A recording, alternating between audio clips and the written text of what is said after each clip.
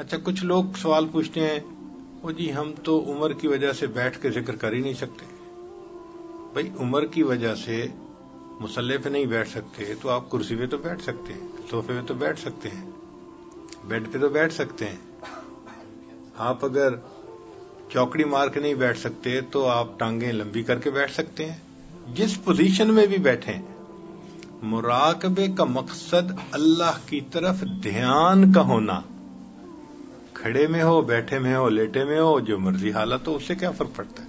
اچھا کچھ لوگ کہتے ہیں اب بوڑھے ہو گئے ہیں, کمزور ہیں, جی مراقبہ نہیں کر سکتے. بھائی بوڑھے ہو گئے ہیں, کمزور ہیں, اب تو کسی اور کام کے نہیں رہے, تو اب تو ذکر کا بہترین وقت ہے.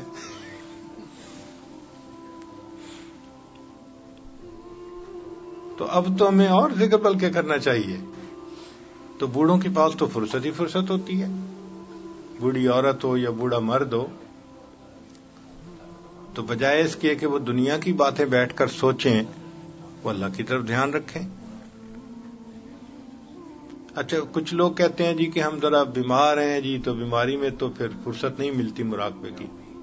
بھئی بیمار بندے کو تو کوئی اور ایسی کام نہیں ہوتا, وہ بخار سے لیٹا ہوا ہے تو دل میں اللہ کا دھیان,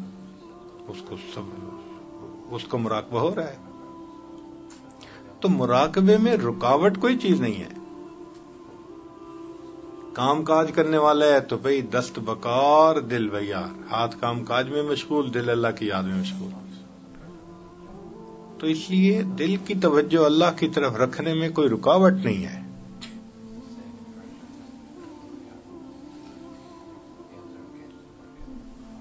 تو کثرت ذکر جو ہے اس کو کیجئے, اس کی برکتیں دیکھیے. آپ اپنے معمول جو ہیں وہی رکھیں, مگر دل کی توجہ اللہ کی طرف. اچھا اس میں کئی مرتبہ ایک اور مسئلہ ہوتا ہے کہ انسان کہتا ہے جی میں وقوف قلبی کیسے رکھوں, مجھے یاد ہی نہیں رہتا. تو بھئی اس کے لیے ہم نے جو ایک بہترین عمل دیکھا وہ ہے مسنون دعاؤں کو یاد کرنا اور اپنے اپنے موقع پہ پڑھنا. سبحان اللہ, یہ اتنی خوبصورت دعائیں ہیں کہ بندے کو اللہ کی یاد دلاتی رہتی ہیں. اگر آپ غور کریں تو صبح اٹھنے سے لے کے رات سونے تک سینکڑوں نہیں ہزاروں مواقع ایسے آتے ہیں کہ جس میں آپ کو دعائیں پڑھنی ہوتی ہیں. تو اس کا مطلب یہ ہوا کہ آپ نے اتنی مرتبہ تو اللہ کو یاد کیا نا.